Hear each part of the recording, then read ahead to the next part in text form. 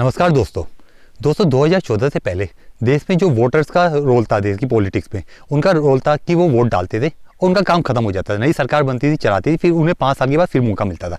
लेकिन 2014 के बाद अब देश का वोटर रहा ही नहीं। या तो चमचा बन गया है जो कांग्रेस को सपोर्ट करते हैं, या जो बीजेपी को सपोर्ट करते हैं वो भक्त बन गए। और सबसे खतरनाक तो वो उन लोगों को टैग मिल चुका है जो लेफ्ट को मानने वाले लोग हैं। उन्हें क्या टैग मिल गया? ये अर्बन नक्सल है, ये आतंकवादी है। दोस्तों आज मैं ये बात इसलिए आप लोगों को बताना चाहता हूँ क्योंकि हम लोगों को बोला जाता है भारतीयों की जो याददाश्त होती है वो बहुत हल्की होती है, बहुत जल्दी भूल जाते हैं। इसलिए हमारे सामने कुछ भी होता है हम कल भूल जाते हैं। इस चीज़ का फायदा हमारी सरकार या हमारे देश के नेता उठाते हैं। वो सब आपस में एक साथ है, ये बात आप सब जानते हैं, लेकिन हम तब भी एक दूसरे से लड़ते रहते हैं, अपने संबंध खराब कर रहे हैं। सबको पता था एलजेपी बीजेपी की साथ और नीतीश कुमार की पार्टी की साथ ही है, लेकिन एलजेपी को अलग खड़ा किया गया है नीतीश कुमार को, बीजेपी ने नीतीश कुमार को हटाने के लिए। अगर हम ओवैसी की बात करें तो ओवैसी को माना जाता है देश में मुस्लिमों का चेहरा, जो ओवैसी अपने आप को दिखाना चाहते हैं, और बीजेपी को हिंदुत्व का चेहरा।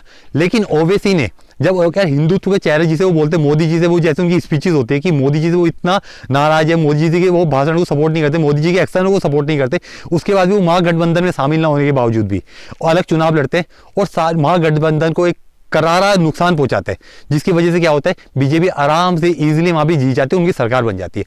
इसी तरह अगर हम कांग्रेस की बात करें, आज हम लोग बोलते हैं कि कांग्रेस ही बीजेपी को कड़ी टक्कर देती है। लेकिन जब पंजाब में चुनाव होते हैं लेजिस्लेटिव असेंबली के, तो वहाँ पे पंजाब में कांग्रेस और बीजेपी मिलके आम आदमी पार्टी को हटाना चाहती है। क्यों? क्योंकि अगर आम आदमी पार्टी आएगी तो वहाँ पे बीजेपी और कांग्रेस की मिल बांट की पॉलिटिक्स चलती है, वो हमेशा के लिए खत्म हो जाती है। इसी तरह हम लोगों ने ये बात दिल्ली में भी याद किया होगा, जब लोकपाल बिल पास हो रहा था तो लोकपाल बिल में भी कांग्रेस और बीजेपी एक साथ मिलकर बोलते हैं हम सब एक साथ है, हम दोनों की दोनों पार्टी एक साथ है।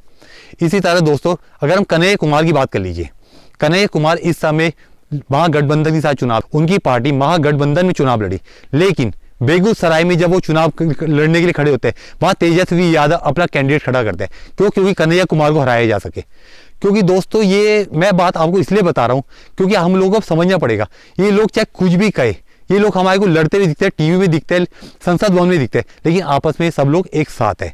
दूसरी बात दोस्तों, अगर ये आज कांग्रेस कहती है कि मोदी जी के बारे में कि मोदी जी ऐसे थे, ऐसे है, उन्हें जेल में जाना चाहिए, तो आप लोगों की सरकार तो इतने साल रही, उस समय जेल में क्यों नहीं भेजा?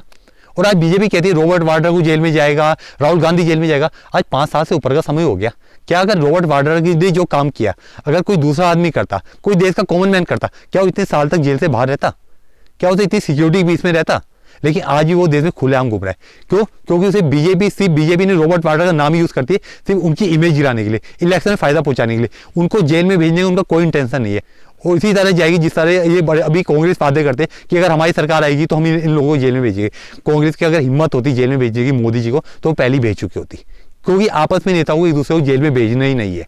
आपस में बस इन लोगों का काम है कि देश को लड़ाना है, और यही डेमोक्रेसी का पतन है कि जितना लोग लड़ेंगे और देश के नेता क्लोज होएंगे तो उतना ही देश हमारा डिक्टेटरशिप की तरफ जाएगा। दोस्तों आप लोग सारी बातें आप लोग सब जानते हैं, लेकिन मैं दोबारा से आपको लोग कहता हूँ ये आप लोगों को सिर्फ रिमाइंड कराने के लिए बात कही है कि आप लोग सोचिए और आपस में लड़ना बंद करिए। आपस में एक दूसरे को चमचा, एंटी नेशनल या अनभक्त का टैग देना बंद करिए, क्योंकि इससे हम लोग आपस में अपने डिस्टेंस बना रहे हैं और हम नेताओं को जो हमारे को धोखा दे रहे हैं, सभी पार्टियों के नेताओं को, उन लोगों को हम और मजबूत बना रहे, क्योंकि वो लोग भी बैठ के वहां सोचते हैं ये लोग कितने कमजोर है, हम लोग इनका इजीली बेवकूफ बनाते हैं, इजीली बेवकूफ बन जाते हैं। तो दोस्तों आप लोग सोच समझ के वोटिंग करिए और सोच समझ के पॉलिटिक्स के बारे में अपने ओपिनियन बनाइए, क्योंकि मान के चलिए हम लोगों ये हमारे कोई लीडर्स को हमें फैन नहीं बनाना है। फैन बनना है तो अपने फैन बनो, अपने से प्यार करो और अपने को हीरो बनाओ, ताकि उन लोगों को समझ आए कि अब लोगों को देश में बेवकूफ बनाना आसान नहीं है। दोस्तों मेरा आज मैसेज देने का मतलब ये था कि आप लोगों को ये रिमाइंड होए कि हम लोग आपस में लड़ना बंद करें। हम लोग जिस तरह सोशल प्लेटफॉर्म में लड़ते हैं, सोशल मीडिया प्लेटफॉर्म से लड़ते हैं, उस तरीके से हम लड़ना बंद करें, क्योंकि इसमें हम अपने नुकसान, अपने देश का नुकसान और साथ में औरों का नुकसान कर रहे हैं। दोस्तों मैं इसी बात के साथ वीडियो खत्म करता हूँ। अगर मेरी वीडियो पसंद आए तो आगे शेयर करिए, वीडियो को लाइक करिए और चैनल को सब्सक्राइब करिए। थैंक यू दोस्तों। भारत माता की जय।